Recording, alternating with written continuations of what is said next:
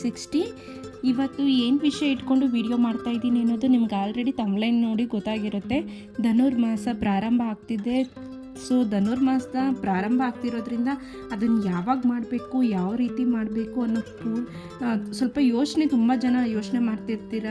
ಯಾವಾಗ ಆರಂಭ ಆಗುತ್ತೆ ಅನ್ನೋದು ಎಷ್ಟೊಂದು ಜನ ಗೊತ್ತಿರಲ್ಲ. ಸೊ ಅದರ ಪೂರ್ತಿ ಮಾಹಿತಿ ಜೊತೆಗೆ ನಾನು ಬಂದಿದ್ದೀನಿ. ನಿಮಗೆ ಇವತ್ತು ಧನುರ್ಮಾಸನ ಯಾವತ್ತು ಮಾಡಬೇಕು, ಹೇಗೆ ಮಾಡಬೇಕು, ಎಷ್ಟು ದಿನ ಮಾಡ್ಬೋದು, ಎಷ್ಟು ದಿನ ಮಾಡೋಕ್ಕಾಗತ್ತೆ ಅನ್ನೋದ್ರ ಬಗ್ಗೆ ನಿಮಗೆ ತಿಳಿಸ್ಕೊಡ್ತೀನಿ. ಧನುರ್ಮಾಸ ಬಂದು ಇದೇ ಮಂಗಳವಾರ 16ನೇ ತಾರೀಕಿಂದ ಆರಂಭ ಆಗ್ತಿದೆ. ಓಕೆನಾ? ದ್ವಾದಶಿ ತಿಥಿ ಸ್ವಾತಿ ನಕ್ಷತ್ರದಿಂದ 17ನೇ ತಾರೀಕಿಂದ ನಾವು ಧನುರ್ಮಾಸ ಪೂಜೆನ ಮಾಡಬೇಕಾಗತ್ತೆ. ಅಂದರೆ 17ನೇ ತಾರೀಕಿಂದ 16ನೇ ತಾರೀಕೇ ಆರಂಭ ಆದ್ರೂ ನಾವು 17ನೇ ತಾರೀಕಿಂದನೇ ಪೂಜೆ ಮಾಡಬೇಕಾಗತ್ತೆ. ಆಯಿತಾ? ಧನುರ್ಮಾಸ ಈ ಸಲ ಮಾರ್ಗಶಿರ ಮಾಸದಿಂದನೇ ಆರಂಭ ಆಗ್ತಿದೆ. ಮಾರ್ಗಶಿರ ಮಾಸದಲ್ಲಿ ಧನುರ್ಮಾಸ ಆರಂಭ ಆಗ್ತಿರೋದ್ರಿಂದ ತುಂಬ ಒಳ್ಳೆಯದು ಅಂತ ಹಿರಿಯರು ಹೇಳ್ತಾರೆ. ಇನ್ನು ಈ ಒಂದು ವಾರ ಇದೆಯಲ್ಲ, ಈ ವೀಕ್ ಏನಿದೆ, ಈ ವೀಕಲ್ಲಿ ಧನುರ್ಮಾಸ ಮಾರ್ಗಶಿರ ಮಾಸನೇ ಇರುತ್ತೆ.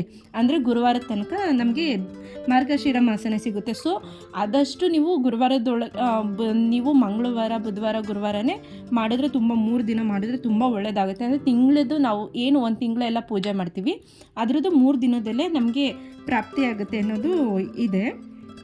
ಧನುರ್ಮಾಸದಲ್ಲಿ ಪೂಜಾರಾಧನೆ ಮಾಡೋದೇ ತುಂಬ ಪೂಜೆ ಮಾಡೋದೇ ಹೆಚ್ಚಾಗಿರುತ್ತೆ. ಅಂದರೆ ವಿಷ್ಣುಗೆ ಧನುರ್ಮಾಸನೇ ಪ್ರಿಯವಾದ ತಿಂಗಳಾಗಿರೋದ್ರಿಂದ ಸೊ ನಾವು ಪೂಜೆ ಮಾಡಿದ್ರೆ ಬೇಗ ವಿಷ್ಣುಗೆ ತಲುಪುತ್ತೆ ಅಂತ ಹೇಳ್ತಾರೆ. ಇಲ್ಲಾಂದರೆ ನಾವು ನಾರ್ಮಲಾಗಿ ವಿಷ್ಣುನ ಹೊಲಿಸ್ಕೊಳ್ಳೋದು ತುಂಬ ಕಷ್ಟ ಇದೆ. ಹಾಗಾಗಿ ಧನುರ್ಮಾಸದಲ್ಲಿ ನಾವು ಬೇಗ ವಿಷ್ಣುನ ಹೊಲಿಸ್ಕೋಬೋದು. ಹಾಗೆ ಇದ್ರ ಮಹತ್ವ ಹೇಗೆ ಅಂತ ಅಂದರೆ, ಸಾಕ್ಷಾತ್ ಲಕ್ಷ್ಮಿ ಏನು ಹೇಳ್ತಾರೆ ಅಂದರೆ, ಯಾರು ಧನುರ್ಮಾಸದಲ್ಲಿ ಸೂರ್ಯ ಹುಟ್ಟೋಕ್ಕೂ ಮುಂಚೆನೇ ಸೂರ್ಯ ಹುಟ್ಟೋಕ್ಕೂ ಮುಂಚೆ ಅಂತ ಎದ್ಬಿಟ್ಟು ಮಹಾವಿಷ್ಣುವಿಗೆ ಪೂಜೆ ಮಾಡ್ತಾರೆ. ಪೂಜೆ ಮಾಡೋದ್ರ ಜೊತೆಗೆ ಹುಗ್ಗಿ ನೈವೇದ್ಯ ಮಾಡಿ ಇಡ್ತಾರೋ ಅವ್ರ ಮನೇಲಿ ಸದಾ ನಾನು ಬಂದು ನೆಲೆಸ್ತೀನಿ ಅಂತ ಶ್ರೀ ಮಹಾಲಕ್ಷ್ಮಿನೇ ಹೇಳ್ತಾರಂತೆ. ಹಾಗೆ ನಾವು ಮನುಷ್ಯರು ಮಾತ್ರ ಅಲ್ಲ, ದೇವತೆಗಳಿದ್ದಾರಲ್ಲ, ದೇವತೆಗಳು ಕೂಡ ಬೆಳಗ್ಗೆ ಬ್ರಾಹ್ಮಿ ಮುಹೂರ್ತದಲ್ಲಿ ಎದ್ದು ಮಹಾವಿಷ್ಣುಗೆ ಪೂಜೆ ಮಾಡ್ತಾರೆ ಅನ್ನೋ ಪ್ರತೀತಿ ಕೂಡ ಇದೆ. ಆಯಿತಾ? ಈ ಮಾಸದಲ್ಲಿ ವಿಷ್ಣು ಆರಾಧನೆ ಮಾಡೋದು ತುಂಬ ಒಳ್ಳೆಯದು. ಮತ್ತು ಈ ಮಾಸದಲ್ಲಿ ಯಾರೂ ಕೂಡ ಸೂರ್ಯ ಹುಟ್ಟಿದ ಮೇಲೆ ಮಲಗೋಕ್ಕೆ ಹೋಗಬಾರ್ದು. ಸೂರ್ಯ ಹುಟ್ಟಿದ ಮೇಲೆ ಹಾಸಿಗೆ ಮೇಲೆ ಮಲಗಿದ್ರೆ ಅದು ದಟ್ಟ ದಾರಿದ್ರ್ಯ ಬರುತ್ತೆ ಅನ್ನೋ ಪ್ರತೀತಿ ಕೂಡ ಇದೆ. ಅದು ಉಲ್ಲೇಖ ಕೂಡ ಆಗಿದೆ. ಸೂರ್ಯ ಹುಟ್ಟೋಕ್ಕೂ ಮುಂಚೆನೇ ಬೇಗ ಏಳಬೇಕು ಅನ್ನೋದು ಈ ಮಾಸದ ಇದಾಗಿರುತ್ತೆ. ಸೊ ಈಗಂತೂ ಬೆಳಗ್ಗೆ ಬೇಗನೆ ಸೂರ್ಯ ಬೇಗ ಹುಟ್ಟೋದ್ರಿಂದ ಬೆಳಗ್ಗೆ 6 ಗಂಟೆ 6:30 ಒಳಗಡೆನೆ ನಾವು ಎದ್ದೊಳ್ಬೇಕಾಗತ್ತೆ. ಸೂರ್ಯ ಹುಟ್ಟೋಕ್ಕೂ ಮುಂಚೆನೇ ಎದ್ದು ನಾವು ಮನೇಲಿ ಪೂಜೆ ಮಾಡೋದ್ರಿಂದ ಶ್ರೀ ಮಹಾಲಕ್ಷ್ಮಿ ಮತ್ತು ವಿಷ್ಣುವಿನ ಕೃಪೆಗೆ ಪಾತ್ರ ಆಗ್ತೀವಿ ಅಂತ ಹೇಳ್ಬೋದು. ಸೊ ನಾವು ಮನೇಲಿ ಪೂಜೆ ಮಾಡಬೇಕಾದ್ರೆ ಯಾವ ಫೋಟೋಗೆ ಪೂಜೆ ಮಾಡಬೇಕಾ? ವಿಷ್ಣು ಫೋಟೋ ಇದೆಯಾ, ಲಕ್ಷ್ಮಿ ಫೋಟೋ ಇದೆಯಾ, ಕೃಷ್ಣನ ಫೋಟೋ ಇದೆಯಾ, ಓಕೆ ಪೂಜೆ ಮಾಡ್ಬೋದು. ಇಲ್ಲ ವಿಗ್ರಹ ಇದ್ರೂ ಕೂಡ ನಾವು ಪೂಜೆ ಮಾಡ್ಬೋದು. ಹಾಗೆ ನಿಮ್ಮ ಮನೇಲಿ ವಿಷ್ಣು ಫೋಟೋ ಯಾವುದೂ ಇಲ್ಲ ಅಂತ ಅಂದ್ರೂ ನೀವು ದಿನನಿತ್ಯ ಯಾವ ಫೋಟೋಗಳಿಗೆ ಪೂಜೆ ಮಾಡ್ಕೊಂಡು ಬರ್ತಿರ್ತೀರ ಆ ಫೋಟೋಗಳಿಗೇ, ಆ ವಿಗ್ರಹಗಳಿಗೇ ಪೂಜೆ ಮಾಡಿ. ಅಕಸ್ಮಾತ್ ನಿಮಗೆ ಮನಸ್ಸಲ್ಲಿ ಗೊಂದಲ ಇತ್ತು ಅಂದರೆ ಒಂದು ಕಳಶಾರಾಧನೆ ಮಾಡ್ತೀವಿ ನೋಡಿ, ಲಕ್ಷ್ಮೀ ರೂಪದಲ್ಲಿ ಕಳಶಾರಾಧನೆ ಮಾಡಿ. ಸೊ ಅದಕ್ಕೆ ನಾವು ಪೂಜೆ ಮಾಡ್ತಾ ಬಂದ್ರೂ ಆಗುತ್ತೆ. ಈ ಪೂಜೆನ ನಾವು ಮಾಡೋ ರೀತಿ ಬೆಳಗ್ಗೆ ಬ್ರಾಹ್ಮಿ ಮುಹೂರ್ತದಲ್ಲೇ ಮಾಡಬೇಕು. ಹಾಗೆ ಹುಗ್ಗಿನ ನೈವೇದ್ಯ ಮಾಡಿ ಇಡಲೇಬೇಕು. ಅಂದರೆ ಹುಗ್ಗಿ ಅಂತ ಅಂದರೆ ನಾವು ಜಾಸ್ತಿ ಪ್ರಮಾಣದಲ್ಲಿ ಹೆಸರು ಬೇಳೆ, ಕಡಿಮೆ ಪ್ರಮಾಣದಲ್ಲಿ ಅಕ್ಕಿ ಹಾಕ್ಬಿಟ್ಟು ಪೊಂಗಲ್ ಮಾಡ್ತೀವಲ್ಲ, ಆ ರೀತಿ ಪೊಂಗಲ್ಗೆ ನಾವೇನು ಮಾಡ್ತೀವಿ, ಜೀರಿಗೆ, ಮೆಣಸು ಮತ್ತು ಕಾಯಿ ಚೂರು ಏನು ಹಾಕ್ತೀವಿ ಅದನ್ನೆಲ್ಲ ಹಾಕಬೇಕು. ಹಾಗೆ ಇದು ವೈಜ್ಞಾನಿಕವಾಗಿ ಚಳಿಗಾಲಕ್ಕೆ ನಮ್ಮ ಬಾಡಿಗೆ ಏನು ಬೇಕೋ ಅದು ಕೂಡ ಇದರಲ್ಲಿ ಇರುತ್ತೆ. ಸೊ ಹಾಗಾಗಿ ಪ್ರಸಾದ ಕೂಡ ವೈಜ್ಞಾನಿಕವಾಗಿ, ಆಧ್ಯಾತ್ಮಿಕವಾಗಿ ಕೂಡ ಮಾಡಿದ್ದಾರೆ. ಹಾಗೆ ಈ ಹುಗ್ಗಿ ಬಂದು, ಅದು ಪೊಂಗಲ್ ಏನಿದೆ, ಹುಗ್ಗಿ ಬಂದು ಸ್ವಾಮಿಗೆ ತುಂಬ ಪ್ರಿಯವಾಗಿತ್ತು ಅಂತಲೂ ಹೇಳ್ತಾರೆ. ಅಂದರೆ ಶ್ರೀ ವಿಷ್ಣುಗೆ ಅರ್ಪಣೆ ಮಾಡಿದ್ರೆ ನಾವು ಅಂದ್ಕೊಂಡಿರೋ ಕಾರ್ಯ ಆಗತ್ತೆ ಅನ್ನೋದು ಇದೆ. ಹಾಗೆ ಇದು ಪ್ರಸಾದ ಮಾಡೋದ್ರ ಜೊತೆಗೆ ನಾವು ವಿಷ್ಣು ಸಹಸ್ರನಾಮ, ಲಕ್ಷ್ಮೀ ಅಷ್ಟೋತ್ರ, ಲಕ್ಷ್ಮೀ ಸಹಸ್ರನಾಮ ಪಾರಾಯಣ ಮಾಡಿದ್ರೆ ತುಂಬ ಒಳ್ಳೆಯದು. ಹಾಗೆ ವಿಷ್ಣು ಕೃಪೆನೂ ಕೂಡ ನಮ್ಮ ಮನೆ ಮೇಲೆ ಬೀಳುತ್ತೆ. ಹಾಗೆ ಲಕ್ಷ್ಮೀ ವಾಸ ಕೂಡ ಆಗುತ್ತೆ ಮನೆಯಲ್ಲಿ ಅಂತ ಕೂಡ ಪ್ರತೀತಿ ಇರುತ್ತೆ. ಸೊ ಧನುರ್ಮಾಸದಲ್ಲಿ ನಾವು ವಿಷ್ಣುಗೆ ಯಾವುದೇ ಪೂಜೆ ಮಾಡಿದ್ರೂ ಈ ಮಾಸದಲ್ಲಿ ಹೆಚ್ಚಾಗಿ ಫಲ ಸಿಗುತ್ತೆ. ಈ ಮಾಸ ಏನಿದೆ, ನೀವು ಮಾಡೋ ದಾನ ಧರ್ಮ ಕೂಡ ತುಂಬ ಫಲ ತಂದುಕೊಡುತ್ತೆ.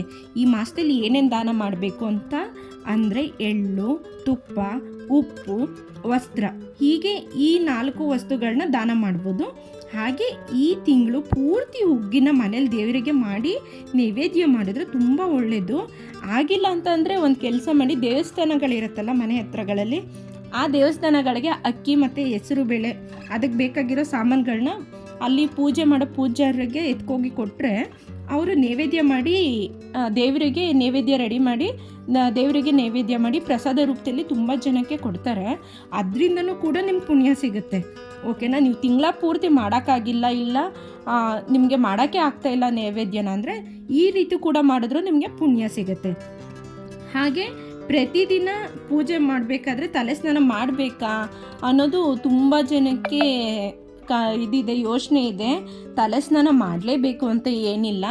ವಾರದಲ್ಲಿ 3 ದಿನ ತಲೆ ಸ್ನಾನ ಮಾಡಿ, ಇನ್ನು ಬಾಕಿ ದಿನ ಹೆಗ್ಲು ಸ್ನಾನ ಅಂತ ಬರುತ್ತಲ್ಲ, ಹೆಗ್ಲು ಸ್ನಾನ ಅಂದರೆ ಮೈ ಸ್ನಾನ ಮಾಡ್ಕೊಳ್ಳಿ, ಸಾಕಾಗುತ್ತೆ. ಅಂದರೆ ದಿನ ತಲೆ ಸ್ನಾನ ಮಾಡೋಕ್ಕಾಗಲ್ಲ, ತುಂಬ ಜನಕ್ಕೆ ಹೆಲ್ತ್ ಇಶ್ಯೂಸ್ ಇರುತ್ತೆ. ಸೊ ಮೈ ಸ್ನಾನ ಮಾಡಿಕೊಂಡ್ರೂ ಸಾಕಾಗುತ್ತೆ.